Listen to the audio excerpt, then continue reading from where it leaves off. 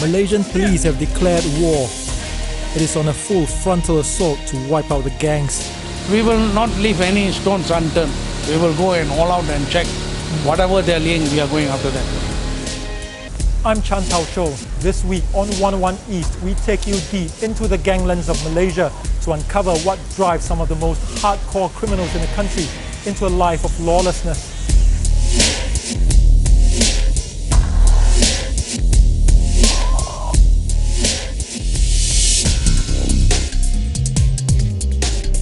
The stunning skyline of the Malaysian capital, Kuala Lumpur, hides a number-coded underworld.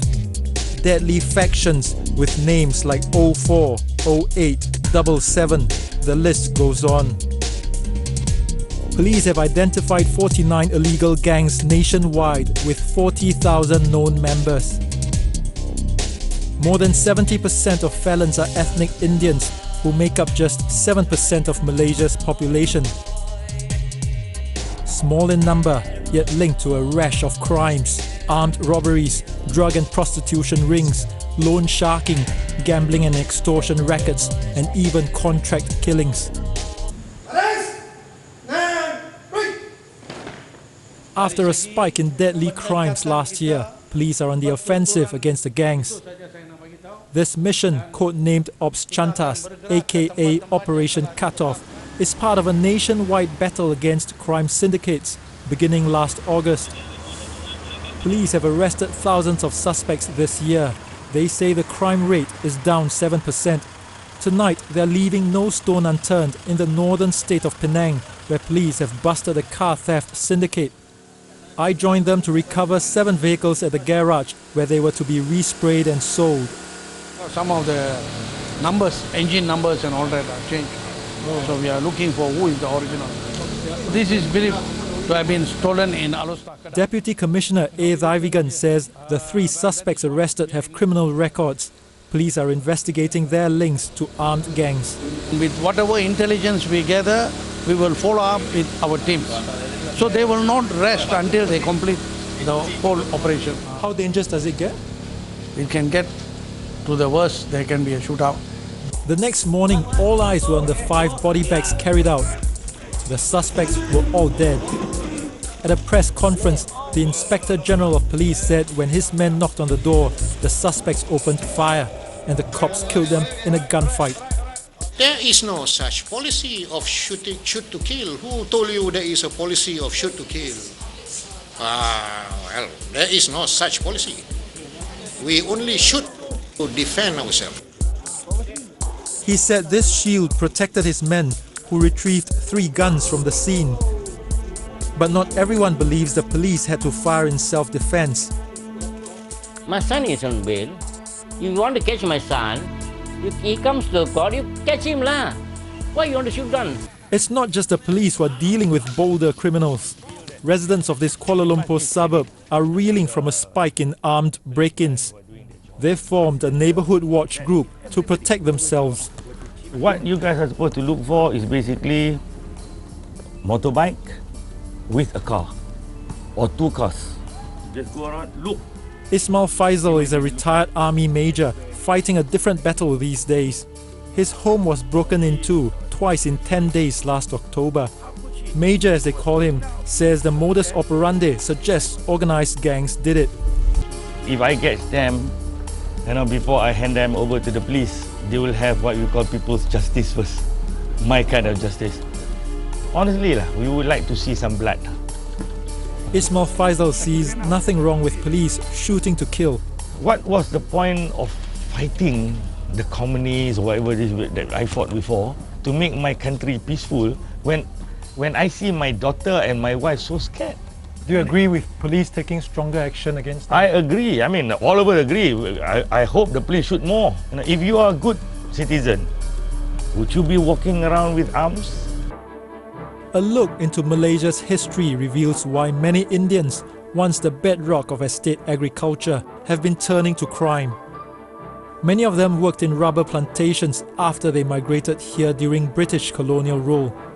For generations, the estates provided hundreds of thousands of Indian families with housing, jobs and schools. But all that changed in the 1970s. New economic policies saw private companies take over the estates, replace rubber with oil palm, and hire cheaper foreign labor.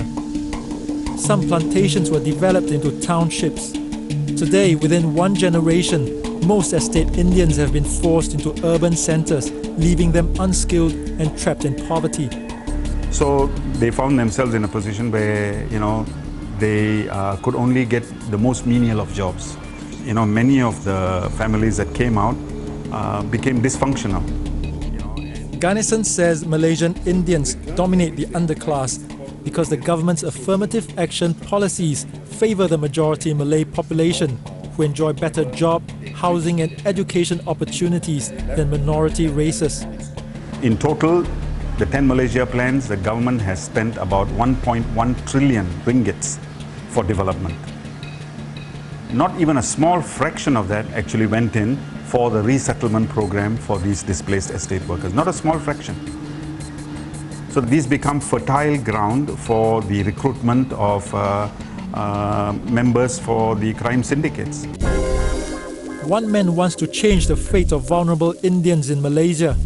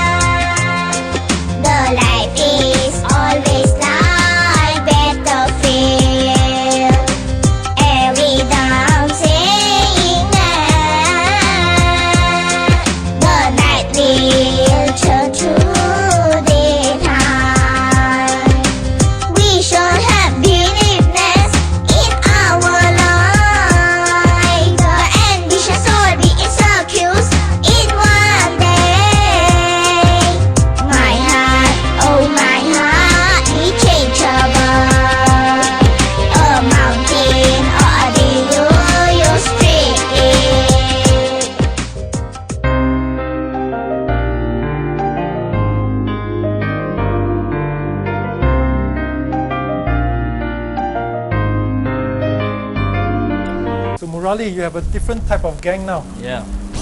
Last time people scared, you see, now people respect our group. Murali Arumugam was one of the country's most feared gang fighters in the 90s. His turning point came when he was deep in depression, midway through 6 years in jail. After his release, Murali started an NGO to make up for lost time, helping young Indians avoid a life of crime and violence. Our group donates the blood. Every year we do this one. Murali raises funds for the Indian community and often gives talks to teenagers in schools. His message is brutally clear. If you want to do, you take the insurance for you. Insurance is better insurance for you. After you go die already, your family can get the money. So basically you're telling them they definitely die? 3 things: one die, one go to prison, one people chop you. He has recruited 700 volunteers, including jobless young men. Murali organizes them the best way he knows how, just like the old days. No guide to do the good things. So I guide them. And they in turn reach out to other vulnerable Indians. Today they are serving lunch at this learning center for the disabled. Murali believes such acts are the best way to help them change their lives. They feel like people encourage them, then wish them. Okay, thank you. Nobody say like that. They will fight. Nobody respect. This respect, so they are happy. So now they feel more appreciation. Yes. They might start to do more good things as a result. Yeah. But Murali's efforts are a drop in the ocean for Malaysia's 2 million ethnic Indians. Decades of neglect and community breakdown continue to drive many to a life of violent crime, where the lure of fast money and bonds of brotherhood shackle them. With criminal connections reaching all corners of society, it'll take a nationwide effort to break the stranglehold of Malaysia's gang menace.